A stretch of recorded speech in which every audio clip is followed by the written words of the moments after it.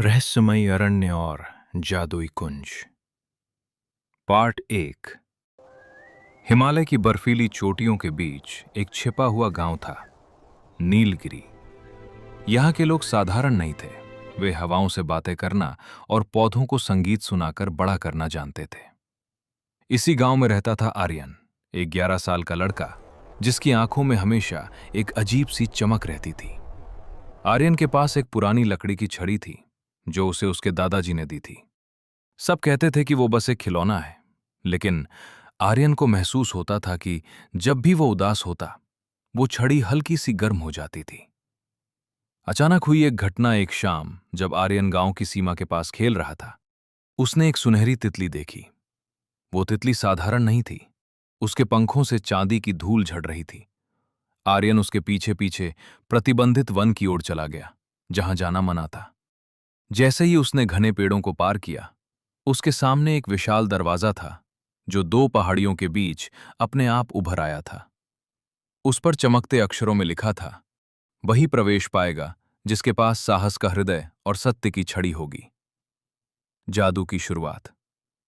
आर्यन ने जैसे ही अपनी पुरानी लकड़ी की छड़ी से उस दरवाजे को छुआ, एक जोरदार गड़गड़ाहट हुई। दरवाजा खुला और सामने का नजारा देखकर आर्यन दंग रह गया।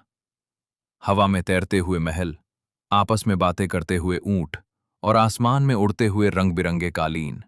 ये मंत्रलोक था, जादूगरों की वो दुनिया जो हजारों सालों से इंसानों की नजरों से छिपी हुई थी। लेकिन इस सुंदर दुनिया पर एक काला साया मंडरा रहा था। तिमिरासुर नाम का एक दुष्ट जादूगर मंत्रलोक की सारी रोशनी छीनना चाहता था। कहानी की मुख्य बातें। नायक आर्यन, एक साधारण लड़का जिसे अपनी शक्तियों का पता नहीं है। साथी इला, जो मिट्टी से कुछ भी बना सकती है, और चिंटू, एक बात करने वाला तोता जो भविष्य देख सकता। अभी आर्यन संभल भी नहीं पाया था कि अचानक पूरा मंत्रलोक कांपने लगा।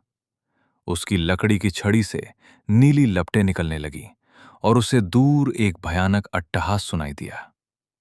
अब आर्यन के सामने चुनौतियों का पहाड़ था और रास्ते बंद थे। क्या आर्यन इस अनजान और खतरनाक दुनिया से सुरक्षित बाहर निकल पाएगा?